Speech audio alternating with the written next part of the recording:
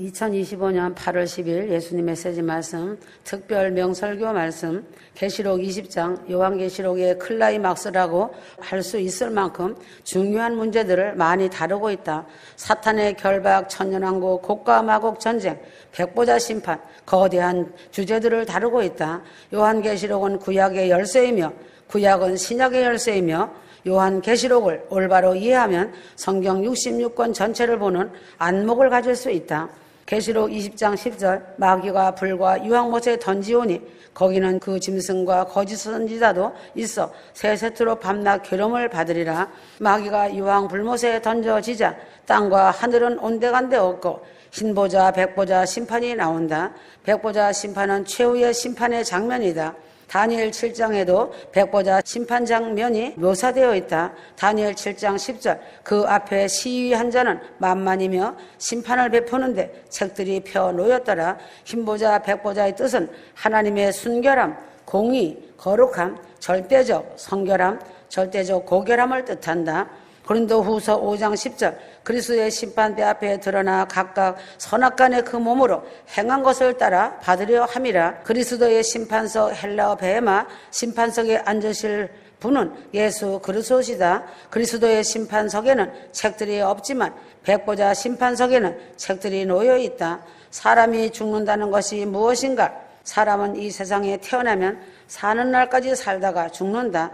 죽는다는 것은 나의 영혼과 육신이 분리되는 것을 죽는 것이라고 말한다. 영혼은 영혼 불멸이므로 구원받지 못한 자들은 영혼이 음부지옥에 가서 고통을 받다가 백보자 심판 때에 다시 살아나서 자기가 불못지옥에 가는 이유를 설명받고 지옥에 떨어져 영혼 불못 속에서 고통의 형벌을 당한다. 아담의 후손으로 모두 원죄가 있고 지금까지 살아가는 동안에 지은 여러 가지 죄로 인하여 죄값을 치르는 것이 하나님의 정한 법이다. 613가지 율법 조항을 사람들이 제대로 지키지 못하여 지옥 가는 사람이 너무 많으니 하나님께서 아주 쉬운 구원의 법 하나를 마련하여 주셨다. 누구든지 예수 그리스도가 내 죄를 대신하여 죽으셨다는 사실만 믿으면 구원하는 법을 만들어 주셨다. 백보자 심판 때 심판의 부활은 사망의 부활이다. 공중휴거 때의 부활은 생명의 부활이다. 부활 사건에 대한 말씀이 3번 기록되었다. 첫째 부활 사건이 이미 이루어졌다. 두 번째 부활 사건은 공중휴거의 날에 이루어진다. 세 번째 부활 사건은 두 번째 부활 사건이 일어난 후 1000년 후에 일어난다. 전지전능하신 하나님은 말씀 한마디로 무에서 유를 창조하고 세상을 창조하신 분이다. 사람이 죽어 화장을 하여 한 줌의 죄를 산이나 강이나 바다에 뿌려버려서 무덤이 없어도 또한 몇천 년 전에 죽어서 다 흙이 되어버린 사람이 어떻게 부활하는가 궁금증과 호기심이 있다. 죽은 사람이 이 세상에서 존재하던 때에 가지고 있던 육체의 물질이 질량, 불변의 법칙에 따라서 지구상 어디엔가 DNA 유전자 원소로 존재하므로 하나님께서 천지를 창조하실 때 하시던 창조의 능력의 말씀을 하실 때 모든 사람이 부활하여 백보자 심판대로 나오게 된다. 죽은 사람의 뼈가 썩고 불에 타도 뼈를 이루고 있던 원소가 영원히 사라지지 않고 지구상 어딘가에 우주 어느 공간에 존재한다. 하나님의 능력은 분리된 영과 육신을 합치게 하여 생명체로 부활하게 된다. 사람이 어머니의 난자의 알과 아버지의 정충이 교합되어 잉태가 되어 알이 어머니 뱃속에서 자라서 어린 아기로 세상에 태어나서 수많은 죄를 지으면서 하나님 보시기에 더러운 인간으로 살아가다가 어느 날 예수를 믿고 거듭나면 하나님 보시기에 아름다운 성도로 다시 태어난다. 수많은 사람들이 다시 태어남이 없이 더러운 삶으로 일생을 마치고 나비가 되는 거듭남의 부활에 생을 갖지 못하고 구더기로 송충이로 군뱅이로 살다가 생을 마치는 자가 부지기수로 많다. 휴거 신부는 주님과 2번 연합하였다. 주님이 십자가에 못 박힐 때 주님의 보혈의 피로 주님과 함께 연합되었다. 주님이 부활할 때 부활하시는 주님의 부활과 연합하였다. 첫째 부활 공중휴거에 참여하는 휴거 신부는 예루살렘성 혼인잔치에 참여하는 영광의 몸들이다. 지구 대탈출 세상을 떠날 준비가 되었는가? 오늘 하루 콧김이 있어 호흡하고 숨쉬고 산다고 해서 영원히 사는 것이 아니다. 하나님이 부르시면 언제라도 가야 한다. 하나님 앞에 섰을 때 상급받고 면류관받고 잘했다 승리했노라 칭찬받는 하나님의 참 아들 첫 열매가 휴거 신부가 되어야 한다. 야고보서 2장 26절 영혼 없는 몸이 죽은 것 같이 행함이 없는 믿음은 죽은 것이니라. 영과 혼이 몸에서 떠나면 죽은 사람이 다 생명은 육체에 있지 않고 영혼에 있기 때문이다. 예수 믿었던 자가 죽을 때 영혼은 몸을 떠나 주 예수 그리스도와 함께 거할 것을 성경은 분명하게 가르치고 있다. 고린도후서 5장 8절 우리가 담대하여 원하는 바는 차라리 몸을 떠나 주 예수 그리스도와 함께 거할 것을 성경은 분명하게 가르치고 있다고 하였다. 영혼이 몸에서 떠나면 몸의 감각과 활동이 정지되며 몸은 즉시 화학적 분해로 흙의 먼지로 돌아간다. 예수 그리스도 공중재림 휴거 때에 죽은 몸이 부활하여 영과 혼이 함께 결합하게 된다. 휴거 성도들의 영혼 육은 예수님의 아바타들이 되어 거룩한 몸이 되어 휴거의 날 새 예루살렘 성에 들어간다. 육체를 떠난 영혼들을 위해서 마련된 곳은 두 장소 외에 다른 것을 성경은 인정하지 않는다. 계시록 20장 12절 물은 대소하고 죽은 자들이 백보자 심판을 받기 위하여 보좌 앞에 서 있다. 백보자 심판의 대상은 어떤 사람들인가? 시대를 초월하여 구원받는 자가 백보자 심판을 받는 것이다.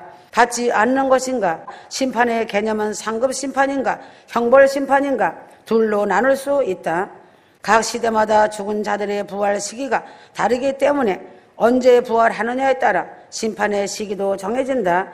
휴거 때까지 구원받은 교회 시대 성도들은 형벌 심판을 받지 않고 그리스도의 심판대 앞에서 상급 심판을 받는다. 7년 대환란 끝에 부활하는 구약 성도들과 환란 성도들은 천년왕국 시대에 분봉왕으로 다스리기 위하여 지상 재림하시는 주님과 함께 영화로운 몸을 입고 지상으로 내려오기 때문에 환란 끝에 부활하여 이미 상급 심판을 받았다. 계시록 20장 4절에서 5절 나머지 죽은 자들은 그 천년이 차기까지 살지 못하더라. 그 영화로운 몸을 입고 왕노릇하는 그 자체가 이미 상급을 받은 상태이다.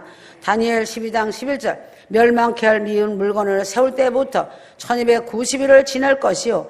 다니엘 12장 12절 기다려서 1335일까지 이르는 그 사람은 복이 있으리라. 성경은 1260일 후 3년 반이 끝나고 천년왕국이 시작되기까지 75일 시간적 인터벌이 있음을 명기하고 있다. 하나님은 전능하신 분이기 때문에 천국에서는 하루가 천년같이 구약 성도들과 환란 성도들을 하루 동안이 다 동시적으로 상급 심판하실 수 있다. 주님의 지상재림 때에 하늘의 군대가 되어 내려온다는 것은 그들의 상급 심판이 이미 끝났음을 보여준다. 계시록 19장 14절 하늘에 있는 군대들이 희고 깨끗한 세마포를 입고 백마를 타고 그를 따르더라. 천년왕국 시대에 구원받은 사람들은 두 부류로 나눌 수 있다. 첫째는 천년왕국 기간 중에 구원받은 죽은 자들이다. 두 번째는 천년왕국 시대가 끝나고 살아남은 자들이다. 천년왕국 기간 중 구원받은 죽은 자들은 백보자 심판전에 부활하여 천년왕국 기간 중 살아있는 자들과 함께 백보자 심판 때 상급 심판을 받는다. 천년왕국 백성들은 상급 심판을 받지 않았기 때문에 백보자 심판에서 상급 심판을 받는다.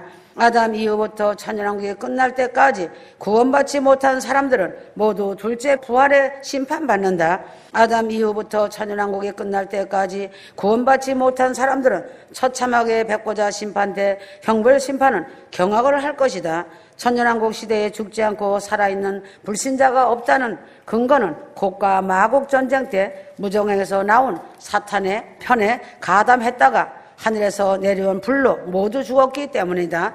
구원받은 신약 성도들, 구약 성도들, 환란 성도들은 천년왕국 이전에 상급 심판을 받는다.